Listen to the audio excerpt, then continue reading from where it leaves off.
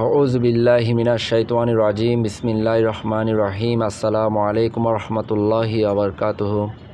সবাইকে পবিত্র জুম্মা মোবারক। আজকের এই দিনটি অত্যন্ত গুরুত্বপূর্ণ একটা দিন। ইসলাম ধর্মের জন্য এটি আল্লাহ তাআলা শ্রেষ্ঠ দিন হিসেবে বিবেচিত করেছেন।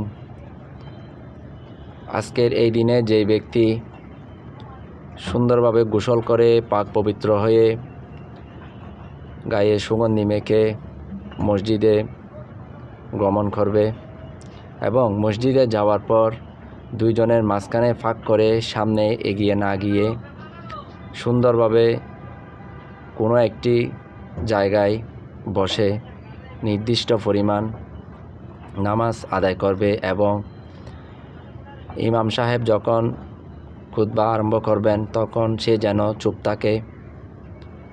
তাহলে মহান আল্লাহ তাআলা তার জীবনের এই যে দুই জুমার মধ্যবর্তী যে গুনাহগুলো করেছিল আল্লাহ তাআলা সেই গুনাহগুলো ক্ষমা করে দিবেন। আসুন আমরা সুন্দরভাবে এই জুমার দিন সুন্দরভাবে আমরা যেন জুমার নামাজ আমরা আদায় করতে পারি। আল্লাহ আমাদের সেই তৌফিক দান করুক, আমিন।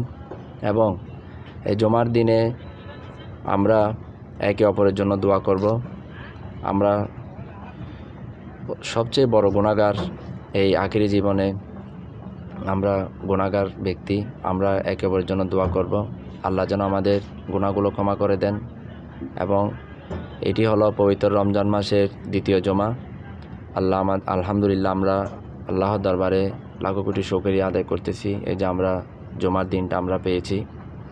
আসুন আমরা একে অপরের জন্য দোয়া করি এবং আমরা এই জুমার নামাজ ইমানের সাথে সুন্দরভাবে যেন আমরা আদায় করতে পারি। আল্লাহ আমাদের সেই তৌফিক দান করুক, আমিন। সবাই ভালো থাকুন, সুস্থ থাকুন, নিরাপদে থাকুন, এই দোয়াই করি সব সময়। আসসালামু আলাইকুম ওয়া রাহমাতুল্লাহি ওয়া বারাকাতুহু।